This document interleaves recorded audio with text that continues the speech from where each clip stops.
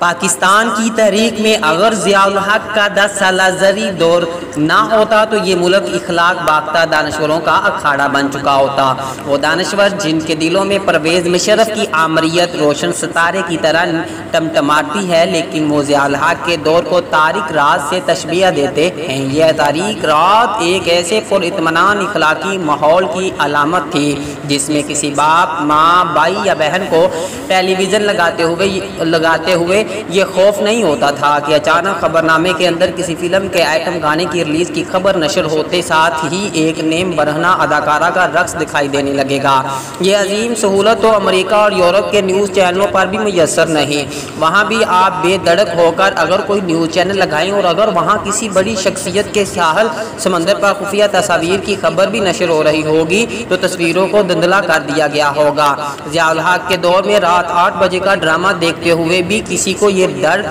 ڈر کا نہیں لگا ہوتا تھا کہ ابھی ایک شادی شدہ مرد یا عورت خفیہ رومنوائی پگ ڈنڈیوں پر چل نکلیں گے، بہنوئی اپنی سالی سے عشق کی پینگیں بڑھانے لگے گا، یا چچا اپنی کمسن بھتیجی اور ماموں اپنی معصوم بھانجی کو دام فریب میں گرفتار کر رہا ہوگا۔ ہر کوئی سکون قلب ایک ساتھ بیٹھ کر ڈرامے دیکھا کرتا تھا۔ پاکستان میں ٹیلی ویژن چینلوں کی تحریک سے اگر ضیاء الحق کے دور کو نکال دیا جائے تو پیچھے جو باقی بچتا ہے وہ سب کوڑ کباڑ ہے۔ آسمان ڈرامہ کا کون سا ستارہ ہے جو اس دور میں اپنی تحریروں کے ساتھ ٹیلی ویژن سکرین پر نہیں جگمگا رہا تھا؟ اشفاق احمد، بانو قدسیہ، امجد اسلام امجد، نور الہدیٰ شاہ، عطاء الحق قاسمی، حسینہ معین، فاطمہ ثریا بجیا، انور مقصود، اصغر ندیم، سید ڈاکٹر انور سجاد، عبدالقادر جنجیو، یہ ان میں سے چند نام ہیں جن کے بغیر پاکستانی ڈرامے کی تاریخ ادھوری اور نامکمل ہی نہیں سرے سے وجود ہی نہیں رکھتی۔ یہ تمام کے تمام صاحبان طرز ادیب بھی تھے اور ان کی معاشرے میں الگ شناخت بھی تھی۔ ٹی وی ڈرامہ کی پروڈکشن ٹیم سے متعلق بھی ہر بڑا نام اس دور کی عطا ہے۔ مشاعروں کی عظیم روایت، میلاد کی پرتعظیم محافل کا سلسلہ، خوش الحانی سے قرآن پاک کی تلاوت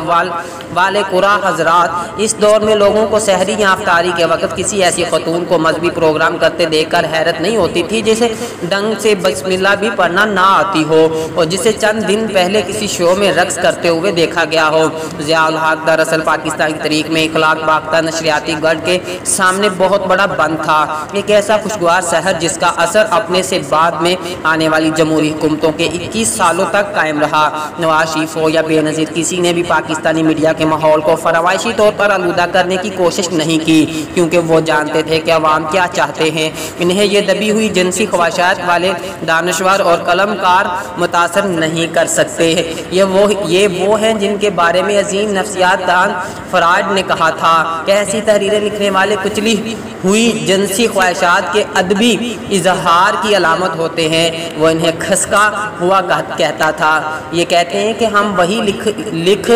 یا دکھا رہے ہیں جو عوام چاہتے ہیں، لیکن بے نظیر نواز شریف اور ان کے تمام جمہوری ساتھی بخوبی جانتے تھے کہ اس ملک کے عوام کیا دیکھنا اور سننا چاہتے ہیں۔ یہی وجہ ہے کہ ان کے دور میں بھی ان کے کھسکے ہوئے کا زور نہ چل سکا۔ یہ تمام جنس زدہ بیرار ہوئی اپنی اخلاق باختہ تحریروں اور ڈراموں کے ساتھ پرویز مشرف کی بدترین اور تاریک ترین آمریت میں اس ملک پر ایک ایسے سیاہ بادل کی طرح چھائے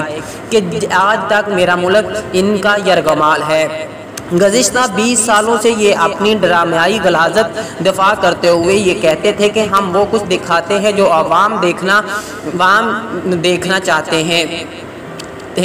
لیکن صرف ایک ڈرامے ارطغرل کی مقبولیت نے ان کے منہ پر وہ زناٹے دار تماچا رسید کیا ہے کہ اس دن سے ان کا چہرہ لقوہ زدہ نظر آ رہا ہے۔ پرویز مشرف کے زمانے سے جنم لینے والے اس اخلاق باختگی کے ہیجان کا اب یہ عالم آ گیا ہے کہ گزشتہ دنوں لاہور کے ایک بہت بڑے انگلش میڈیم اسکول کی خواتین برانچ میں طالبات کے مرد استاذہ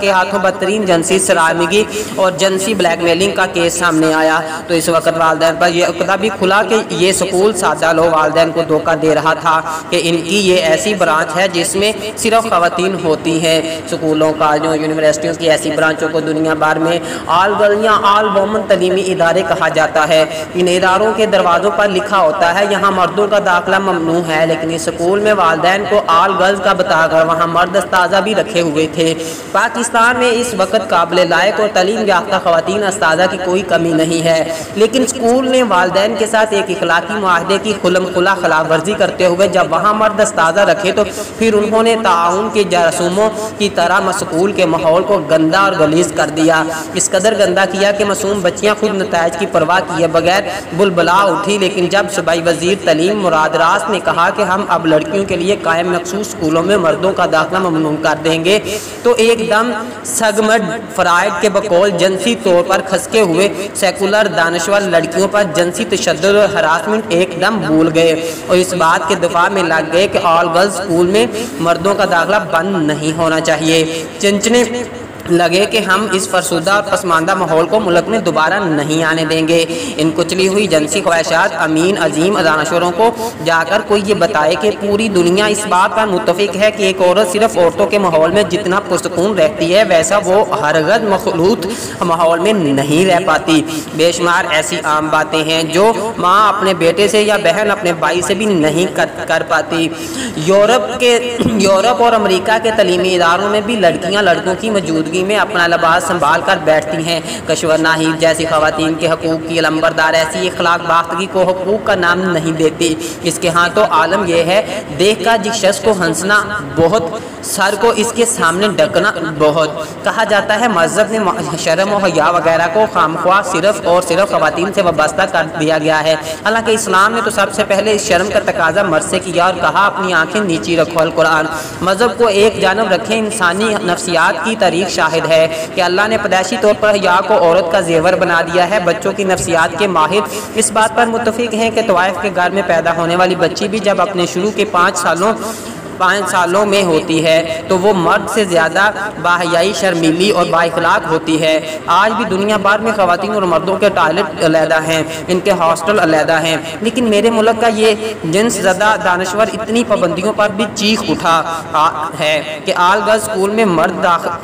داخل نہ ہوں۔ ایسا کوئی واقعہ اگر کسی مولوی کے ہاتھوں ہوا ہوتا تو ٹیلی ویژن چینل والے بریکنگ نیوز بناتے اور اس پر مستقل ٹی وی شوز ہو رہے ہوتے جن میں سارے